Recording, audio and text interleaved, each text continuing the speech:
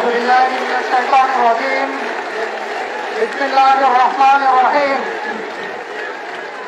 আমির জামাত doctor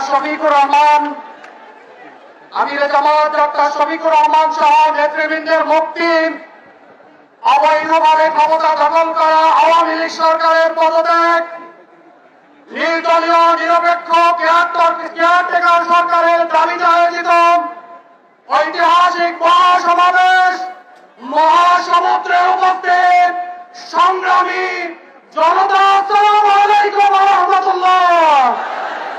আজকের আয়োজনে উপস্থিত সম্মানিত প্রধান অতিথি, জননেতা, সাবেক সংসদ সদস্য অধ্যাপক মুজিবুর রহমান, উপস্থিত রয়েছেন আজকের আয়োজনের সম্মানিত সভাপতি, সম্মানিত বিশেষ অতিথিবৃন্দ।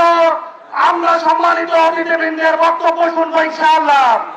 প্রাণপ্রিয় উপস্থিতি, ফ্যাসিবাদী আওয়ামী লীগ সরকার স্বাধীন সার্বভৌম বাংলাদেশকে বন্দী করে ফেলেছে, বন্দী করেছে এদেশের রাজনীতি, বন্দী করেছে এদেশের অর্থনীতিকে, বন্দী করেছে এদেশের গণতন্ত্র, মত প্রকাশের অধিকার, বন্দী করেছে এদেশের মানবতাকে। গুম, খুন, হত্যা, নির্যাতন করে আওয়ামী লীগ বাংলাদেশকে একটি ব্যর্থ রাষ্ট্রে পরিণত করেছে। এদেশের সমৃদ্ধ অর্থনৈতিক কাঠামোকে ভেঙে ফেলেছে ব্যর্থ আওয়ামী লীগ সরকার।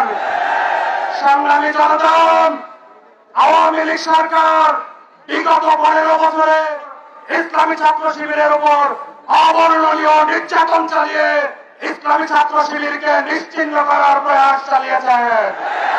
ফ্যাসিবাদীরা তাকিয়ে দেখো, ইসলামী আন্দোলনকে নিশ্চিহ্ন করা যায় না, ইসলামী ছাত্র শিবিরকে নিশ্চিহ্ন করার শক্তি তোমাদের নেই।